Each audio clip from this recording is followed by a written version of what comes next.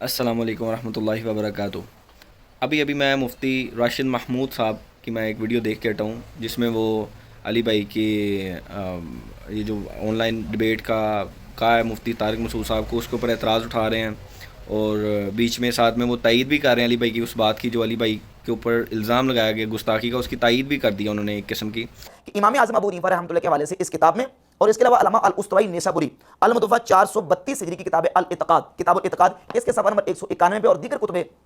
مناقب میں امام اعظم ابو حنیفہ رحمۃ اللہ کے حوالے سے یہ روایت جو کتابوں میں ملتی ہے کہ امام ابو حنیفہ رحمۃ اللہ تعالیٰ فرماتے ہیں اگر میں مولا علی رضی اللہ تعالیٰ عنہ کے دور میں ہوتا تو میں ان حروب اور جنگوں میں سیدنا مولا علی رضی اللہ تعالیٰ عنہ کے ساتھ ہوتا۔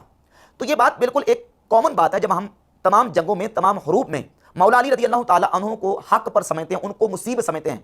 تو قرآن مجید اور احادیث کے امر کے امتثال کے لیے، قرآن و سنت کے حکم پر عمل کرنے کے لیے ہم جب مولا علی کے دور میں اگر ہوتے تو ہم مولا علی ہی کے ساتھ ہوتے، لیکن ہم اس وقت نہیں تھے۔ تو اب ہم نے کیا کرنا ہے، جس طرح ہم نے قرآن و حدیث کے امتثال اور اس کے اوامر پر عمل کرتے ہوئے مولا علی کے ساتھ ہونا تھا، اسی طریقے سے ہم قرآن و سنت کے حکم پر عمل کریں گے کہ ہم صحابہ کرام رضی اللہ تعالیٰ عنہ کی گستاخی اور بے ادبی کا کوئی جملہ اپنی زبان پہ جاری نہیں کریں گے۔ لیکن ان کا جو مین ہے کہ بھئی آج کے دور میں ہم صحابہ کے بارے میں کوئی الفاظ نہیں بول سکتے، جو کہ ہمارا بھی عقیدہ ہے، مطلب ہم بھی مانتے ہیں کہ صحابہ رسول صلی اللہ علیہ وسلم ان کا درجہ بہت بڑا ہے۔ مطلب حضرت واشی رضی اللہ تعالیٰ عنہ جو تھے، ان کے بارے میں بریلویوں کی سنیوں کی کتاب میں یہ ملتا ہے کہ بھئی اگر وہ ان کا جو گھوڑا ہے اس کے نتھلے میں جو خاک اڑ کے پڑتی ہے نا، اس سے بھی مطلب اس تک کوئی کتب ابدال، کوئی بھی ولی اللہ پہنچ نہیں سکتا اس کے درجے تک۔ تو سر ہماری تو حیثیت ہی کوئی نہیں نا، ہم تو بالکل ہی بیچارے کوئی تھرڈ کیٹیگری کے لوگ ہیں اس ٹائم کے، جو میں سمجھتا ہوں کہ مطلب ہم لوگ اتنے گناہ گار ہیں، ہماری تو پہنچ ہو ہی نہیں نہ سکتی، ہم تو کوئی بات کر ہی نہیں سکتے۔ لیکن اس کا مطلب یہ نہیں ہے کہ بھئی اگر اس دور میں کوئی معاملات پیش آئیں آپ اس کے اوپر ڈسکشن نہیں کر سکتے، کیونکہ وہ کتابوں میں لکھی گئی ہیں، جو لکھا گیا ہے تو اس کے اوپر بات کرنے میں حرج کوئی نہیں ہے، ٹھیک ہے۔ ہم تو کوئی رزلٹ نکال نہیں نہ رہے، نہ انجینئر صاحب کوئی رزلٹ نکال رہے ہیں، نہ ہم لوگ کوئی رزلٹ نکال رہے ہیں، ہم تو بس وہ بات بیان کر رہے ہیں، اتنی بات کر رہے ہیں کہ جتنی ہونی چاہیے۔ اب یہاں پہ جو علی بھائی نے بتایا وہی عقیدہ جو اہل سنت کے ہاں معتبر عقیدہ ہے، امام ابو حنیفہ کے ہاں، ٹھیک ہے، یہ ان سے بھی پوچھا گیا۔ پھر اسی طریقے سے یہ اشرف قادری صاحب نے بھی اس کی تائید کی ہے۔ جو میرے دل کی بات ہے وہ یہ ہے کہ واللہ اگر کبھی اس زمانے کے اندر ہم موجود ہوتے یا میں محمد اشرف قادری موجود ہوتا تو میں تلوار اٹھا کے مولا علی رضی اللہ تعالیٰ عنہ کے ساتھ ہوتا، اور مولا علی رضی اللہ تعالیٰ عنہ کی طرف سے حضرت امیر معاویہ کے لشکر کے ساتھ میں لڑتا بھی، کیونکہ یہ ہمارے عقیدے کا تقاضا ہے۔ پھر یہ بھی مفتی راشد محمود صاحب نے اسی بات کی تائید ایک قسم کی کر دی ہے کہ بھئی اگر ہم اس دور میں ہوتے تو ہمارا عمل یہی ہونا تھا،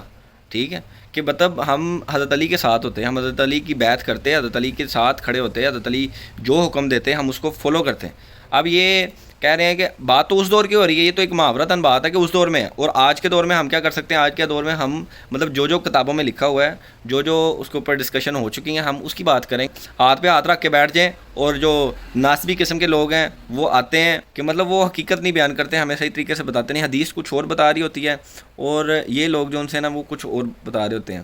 تو ان لوگوں سے ظاہر ہے کہ جب یہ جھوٹ بولیں گے، ہمیں صحیح بات نہیں بتائیں گے، تو پھر انجینئر صاحب ہمارے سامنے سچ بیان کر دیں گے، وہ حدیث کو بتائیں گے کہ بھئی یہ حدیث ہے، آپ خود پڑھیں، اور یہ سامنے والا بندہ جو اس حدیث کا یہ رزلٹ نکال رہا ہے، آپ بتائیں ان دونوں میں کتنا فرق ہے، اور وہ نظر آتا ہے 180 ڈگری کا فرق، ٹھیک ہے۔ تو ہم حدیث دیکھتے ہیں، اس میں الفاظ کچھ اور ہوتے ہیں، یہ کہتے ہیں نہیں اس کا ایسے نہیں ہے ویسے ہے، نہ خود صحیح طریقے سے مفہوم بیان کرتے ہیں حدیث کا، اور نہ ہی ہمیں مطلب آپ سمجھ لیں کہ اگر ہم وہ حدیث خود پڑھ لیتے ہیں تو وہ کہتے ہیں آپ کو سمجھنے میں غلطی لگی ہے۔ یار آپ ہی خود صحیح طریقے سے ہمیں سمجھا دو کہ وہ حدیث کے الفاظ کچھ اور بتا رہے ہیں، آپ کچھ اور مطلب نکال رہے ہیں، ٹھیک ہے۔ یہ تو اسی طریقے سے ہے، میں ایک دن ایک میرے پاس قرآن کا ترجمہ کنز الایمان جو اعلیٰ حضرت احمد رضا بریلوی صاحب نے جو لکھا تھا، اس کی ایک بک میں پڑھ رہا تھا، مطلب اس میں پڑھ رہا تھا، اس کے اینڈ پہ نا آیتوں کے وہ انہوں نے رزلٹ نکالے ہوئے تھے کہ یہ والی آیت جو سی ہے نا، اس سے حاضر و ناظر کا عقیدہ ہو رہا ہے ثابت، اس سے بزرگوں سے مدد مانگنے کا عقیدہ ثابت ہو رہا ہے، اس سے مطلب وہ کافی زیادہ مطلب نا تھے عقیدے جو انہوں نے رزلٹ نکالے ہوئے تھے۔ تو میں نے کہا چلو میں جا کے دیکھتا ہوں، وہ اسی آیت میں جس کا وہ رزلٹ نکال رہے ہیں، وہ میں نے جا کے وہ آیت پڑھی ہے تو وہ 180 ڈگری کا فرق نکل رہا تھا،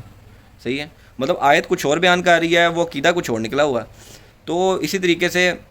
یہ ناسبی قسم کے جو لوگ ہیں انہوں نے بھی ہمیں حدیث کی صحیح طریقے سے مفہوم صحیح طریقے سے ترجمہ نہیں بیان کیا. اسی وجہ سے پھر جب انجینئر صاحب بات کرتے ہیں تو ان کو چبھتی ہے. جب ان کو چبھتی ہے تو یہ اب ان کو علمی طور پہ تو رد ان کا کر نہیں سکتے تھے, تو انہوں نے جناب صاحب ایک طریقہ نکالا ہے کہ اس کو گستاخ صحابہ کا یا گستاخ رسول ہونے کا فتویٰ لگا دو, اس کو رافضی ہونے کا فتویٰ لگا دو, اس کے اوپر جناب آپ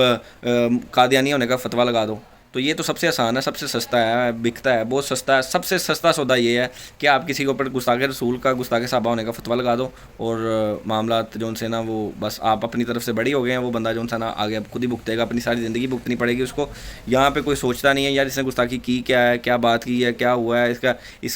اس کی زد میں یہ ہماری کوئی مطلب یہ جو بات ہے کیا یہ سیم بڑے اماموں نے یا بڑے عالموں نے ایسی بات کی بھی ہے یا نہیں کی. تو یہ نہیں دیکھا جاتا, بس دیکھا جاتا ہے کہ اس بندے کے اوپر تہمت لگ گئی ہے, چلو جی اب اس کو ہم نے قتل کرنا ہے کیونکہ یہ گستاخ ہے, ٹھیک ہے. یہ نہیں دیکھا جاتا کہ یار گستاخی کی کیا ہے, بات ہوئی کیا ہے, مسئلہ کیا ہے, اس کی گہرائی میں جانا, اس کی بات سمجھ میں آتی ہے یا نہیں آتی, لیکن چڑھ دوڑنا.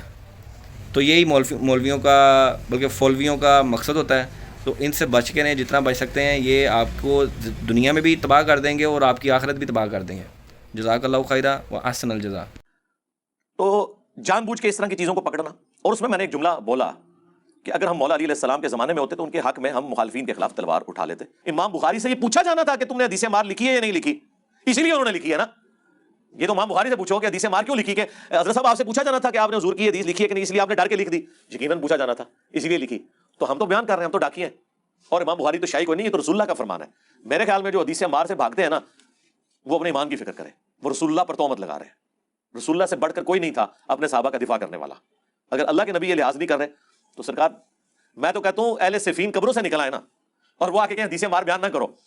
اور ان نکلنے والوں میں حضرت معاویہ رضی اللہ تعالیٰ عنہ, عمر بن عاص رضی اللہ تعالیٰ عنہ اور مغیرہ ابن شعبہ رضی اللہ عنہ مجمعین ہی کیوں نہ ہو, تو ہم انہیں کہیں گے نہ سر رکو ذرا صبر کرو, ہم نے تمہارا کلمہ نہیں پڑھا, ہم نے کلمہ اس کا پڑھا جس کی قبر مدینے میں ہے بس.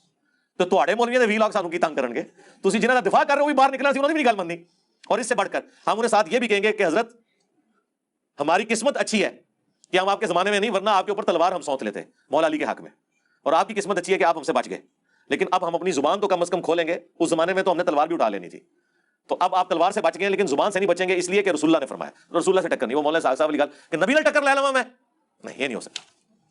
اس میں کون سی گستاخی ہو گئی ہے؟ وہ کہتے ہیں جی آپ تلوار اٹھاتے, جی اس زمانے میں ہم ہوتے تو ہم بھی تو صحابی ہوتے ہیں نا بھائی. اور پھر آپ سے کہیں گے وہی والی بات جو آپ کو آپ کے ابو نے پڑھائی ہوئی ہے, علمی ابو نے, کہ جب دو صحابہ آپس میں لڑے تو آپ نے نہیں بولنا, تو پھر ہم صحابی ہوتے اور ہم تلوار سونت لیتے, تو آپ کو تو ویسے ہی نہیں بولنا چاہیے. پھکی اینٹی وینم الزامی جواب, ٹائم قیامت تک جواب دینا جائے کہ اس زمانے میں اگر ہم ہوتے تو صحابی ہوتے, اور ایک صحابی دوسرے صحابی پہ تلوار سونتا. آپ کی ڈاکٹرن تو یہ ہے کہ آپ نے کف اللسان کرنا ہے, آپ ہمارے بارے میں پھر زبان کھولتے. اللہ تو بندو عقل استعمال کرا کرو. میں نے اسی لیے کہا ہے کہ بنو امیہ کی چالیں اور عقل جہاں پہ ختم ہوتی ہے نا, وہاں سے ہماری عقل سٹارٹ ہوتی ہے. ہمارے جملے جو ہوتے ہیں نا وہ پورے سوچ سمجھ کے بعد ہوتے ہیں, اور آپ کی طرح نہیں ہے کہ کوئی بھی ویڈیو جو ہے ریکارڈ ہوئی ہے اور اس کو چڑھا دیا نیٹ کے اوپر. ہماری پوری ایڈیٹوریل پالیسی ہے, کرٹکس بیٹھتے ہیں